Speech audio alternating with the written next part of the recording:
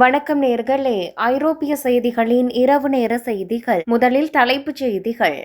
பிரான்சில் லூவர் அருங்காட்சியகத்தில் நூற்றுக்கணக்கான எகிப்திய ஆய்வு நூல்கள் சேதம்.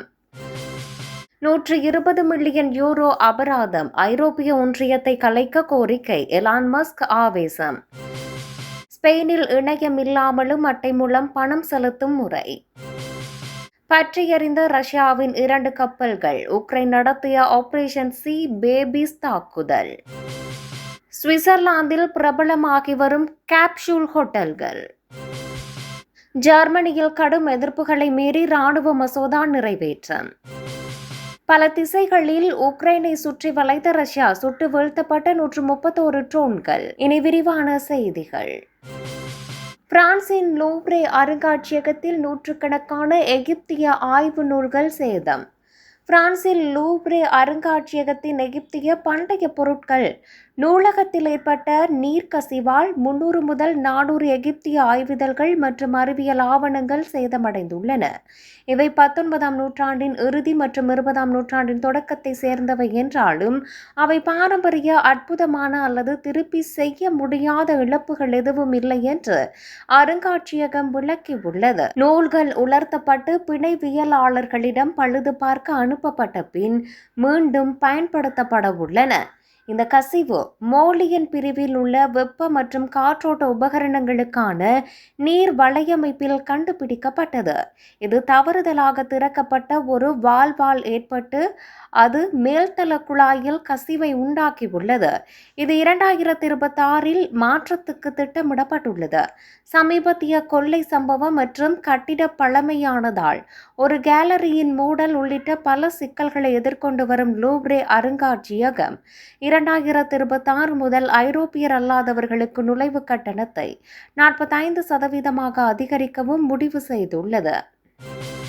120 மில்லியன் யூரோ அபராதம். ஐரோப்பிய ஒன்றியத்தை கலைக்க கோரிக்கை. எலான் மஸ்க் ஆவேசம்.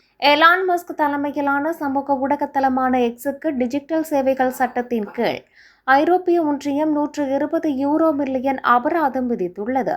இந்த அபராதத்தை தொடர்ந்து எலான் மஸ்க் ஐரோப்பிய ஒன்றியத்தை கலைக்க வேண்டும் என்று தனது சொந்த தளத்தில் ஆவேசமாக கோரிக்கை விடுத்து ஐரோப்பாவில் சர்ச்சையை கிளப்பினார்.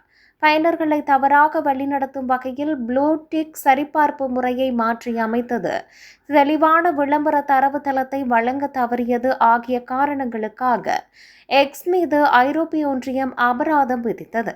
இந்த முடிவுக்கு அமெரிக்க வெளியுறவு செயலாளர் மார்க்கோ ரூபியோ எதிர்ப்பு தெரிவித்து, இது அமெரிக்க தொழில்நுட்ப நிறுவனங்கள் மற்றும் அமெரிக்க மக்கள் மீதான தாக்குதல் என்று கண்டித்தார். ஐரோப்பிய ஒன்றிய அதிகாரிகள் எக்ஸுக்கு அதன் சரிபார்ப்பு அமைப்பை சரி செய்ய 60 வேலை நாட்களும் விளம்பர வெளிப்படைத்தன்மை சிக்கல்களை சரி செய்ய 90 நாட்களும் அவகாசம் அளித்துள்ளனர். ஸ்பெயினில் இணையம் இல்லாமலும் அட்டை மூலம் பணம் செலுத்தும் முறை. ஸ்பெயின் நாட்டில் மின்தடை, இணைய சிக்கல்கள் அல்லது சைபர் தாக்குதல்கள் போன்ற நேரங்களில் அத்தியாவசிய சேவைகள் பாதிக்கப்படாமல் இருக்க இணைய இணைப்பு இல்லாமல் அட்டை மூலம் பணம் செலுத்தும் முறையை அறிமுகப்படுத்த திட்டமிடப்பட்டுள்ளது. இந்த திட்டம் நவம்பர் 19ஆம் தேதியன்று தேசிய கொடுப்பனவு குழுவால் முன்மொழியப்பட்டது. தற்போதுள்ள அமைப்பின் முக்கிய பலவீனம் இது மின்சார மற்றும் இணைய இணைப்பை அதிகமாக சார்ந்திருப்பதுதான்.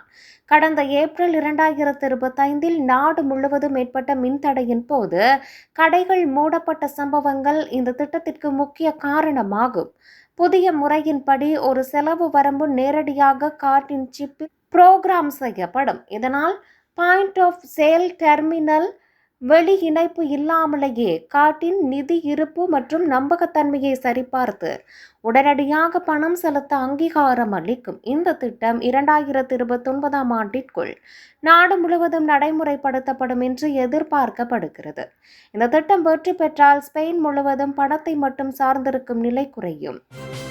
பற்றி எறிந்த ரஷ்யாவின் 2 கப்பல்கள். உக்ரைன் நடத்திய ஆபரேஷன் சி பேபிஸ் தாக்குதல். ரஷ்யாவின் போர் தேவைக்கான 70 மில்லியன் மதிப்புள்ள எண்ணெய் தாங்கி கப்பல்கள் அடங்கிய நிழல் கப்பற்படையை உக்ரைன் தனது மேம்பட்ட கடல் ட்ரோன்கள் மூலம் குறிவைத்து தாக்கி வருகிறது.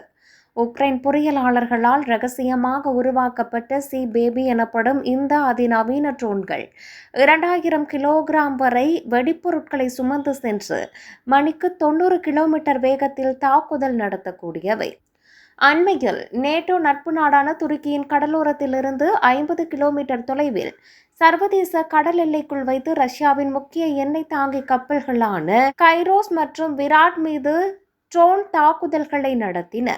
இந்த தாக்குதல்களால் கருங்கடல் எண்ணெய் வர்த்தக பாதைகள் முடங்கியுள்ளன. மேற்கத்தைய தடைகளை மீறி ரஷ்யாவுக்கு வருவாய் ஈட்டி வந்த அந்த கப்பல்கள் தீவிர சேதத்தை சந்தித்துள்ளன. ஸ்டார்லிங்க் செயற்கைக்கோள் கட்டுப்பாடு மற்றும் இலக்கை தானாக தாக்கும் செயற்கை நுண்ணறிவு அம்சங்களுடன் மேம்படுத்தப்பட்ட சி பேபி ட்ரோன்கள் கடல் போரின் சமநிலையையே மாற்றி ரஷ்யாவின் போர் நிதி ஆதாரத்தை அறுக்கும் நோக்கில் செயல்படுகின்றன. சுவிட்சர்லாந்தில் பிரபலமாகி வரும் கேப்சூல் ஹோட்டல்கள். சுவிட்சர்லாந்தில் கேப்சூல் ஹோட்டல்கள் என்னும் ஒரு விடயம் பிரபலமாகி வருகிறது.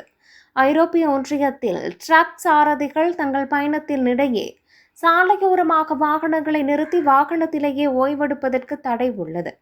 அதற்கு பதிலாக அவர்கள் சிறிய ஹோட்டல்கள் போன்ற ஏதாவது ஒரு இடத்தில்தான் தங்கி ஓய்வெடுக்க வேண்டும். அந்த சாரதிகளுக்காக 2019ஆம் ஆண்டு ரோட்டல் என்னும் ஜெர்மன் நிறுவனத்தின் முயற்சியின் பேரில் கேப்சூல் ஹோட்டல்கள் என்னும் திட்டம் துவக்கப்பட்டது.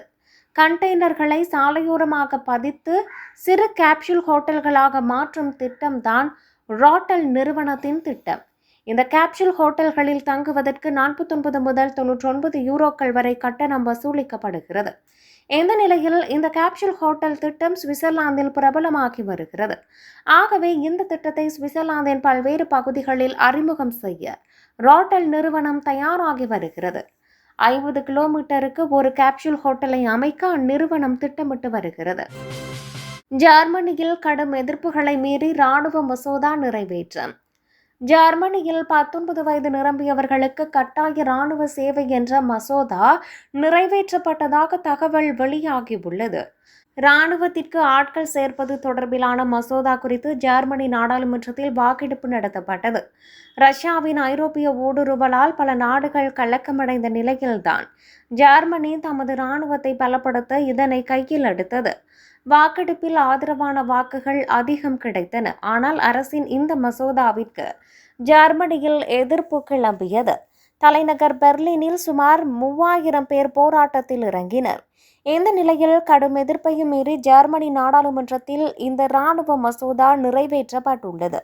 இதன் மூலம் அடுத்த 10 ஆண்டுகளுக்குள் இராணுவ வீரர்களின் எண்ணிக்கையை 2,60,000 உயர்த்த இலக்கு நிர்ணயிக்கப்பட்டுள்ளது.